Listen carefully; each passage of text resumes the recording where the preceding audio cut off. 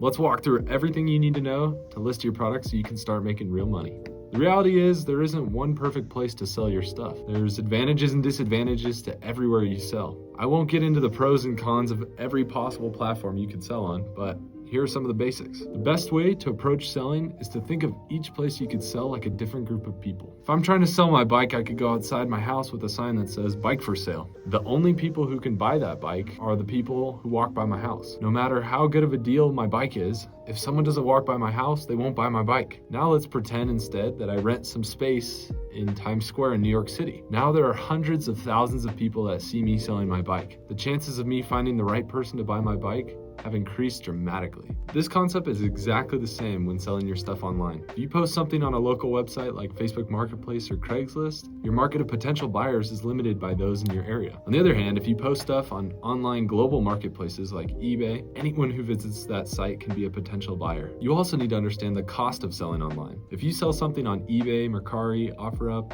or whatnot, or other large platforms like this, they charge you a fee. This is the equivalent of renting space in New York in my hypothetical scenario. These platforms want a cut of whatever I sell on their marketplace. Selling online exposes you to more people, but there is a cost for that service. On the other hand, if you sell locally, you can avoid these fees. Sometimes it makes sense to sell things locally, but generally it's worth it to sell online so you could reach more people, charge more, and make more money.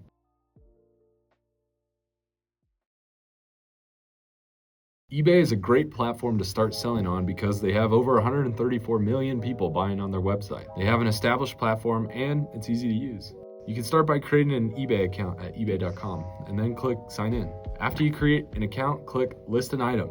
Type in the name of the product you're trying to sell and eBay will try and match it with something that is sold like that item before on their platform. Using that method, eBay will walk you through most of the listing process. But there's a few tips that I want you to be aware of. My favorite way to list things is to use eBay's Sell One Like This feature. If you find a sold eBay listing that matches the product you're selling, tap the three dots at the top of the screen and then click on the button that says Sell One Like This. This will autofill 90% of the details you need for the listing and will save you a ton of time. Next, you want to make sure that you have a clear title. There are all kinds of opinions and videos about the best way to title your items, but honestly, I found that just looking at the titles of other people's items works best. Don't overthink this part. eBay is already doing lots of different things with the algorithm to help buyers find what they're looking for. Next, taking a good picture is one of the most important parts of listing. If you have unappealing pictures, people won't want to buy your stuff. The good news is it's really easy to take good pictures. All you need is your phone camera, some decent lighting, and a white poster board. Lighting gets overcomplicated a lot, but the key is that you have bright, consistent lighting. A window in the afternoon is great. If you don't have great lighting from windows, then grab some lamps from around your house and use those. You could set up a white poster board like this to create a solid background. This just helps people focus on the item you're selling and prevents them from getting distracted by other things in the image. It also helps create trust with the buyer. When taking pictures, make sure you take a few photos from different angles and capture all important details. If there are tags or specific details that someone might want to know about your item, make sure to capture those. If there are any defects or visible wear on your item, make sure you document that. You can never have too many pictures.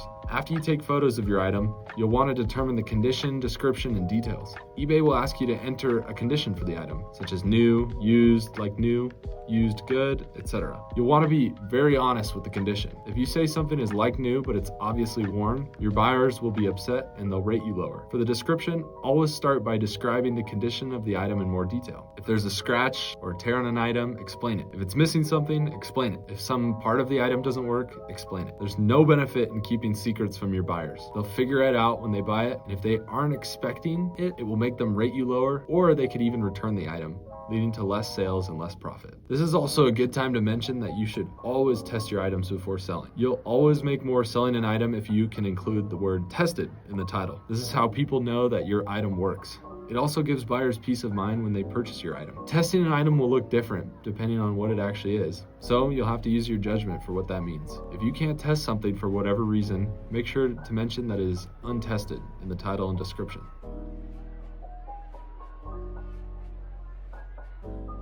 How do I price and ship an item? The hard part for pricing was already done when you sourced it. If you've saved your item in Flipper, you can easily see what its average sold price was. This will give you a starting place to price your item. The average sold price isn't always the best price to list your item.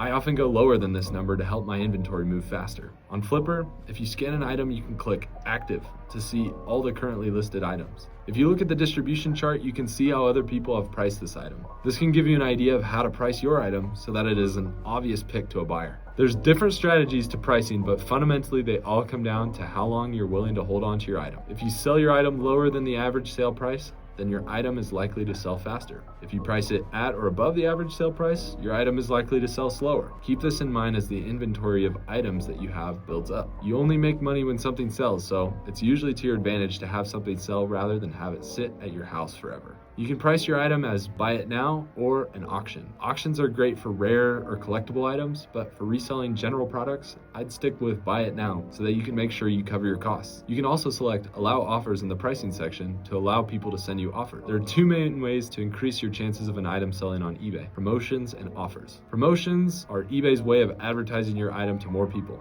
but they want a bigger cut of the pie. You enter a percentage value that you're willing to spend, and eBay will promote your product more. The higher the ad rate percentage, the more they will promote it. For beginners, I'd recommend avoiding promotions altogether, but if you want to experiment with it, I recommend no more than 7%. Due to recent changes, eBay will basically guarantee that you pay them that percentage if your item sells, so incorporate it into your costs if you plan on using it. eBay already has standard fees of around 15%, so adding a 7% fee can bring the total up to 25%. Offers is another way that you can entice people to buy your products. You choose how much of a deal you want to offer interested buyers, and they can choose to accept or decline your offer. I love sending offers on an item if it hasn't sold for a while and I just want it gone. People get a good deal and you get something sold.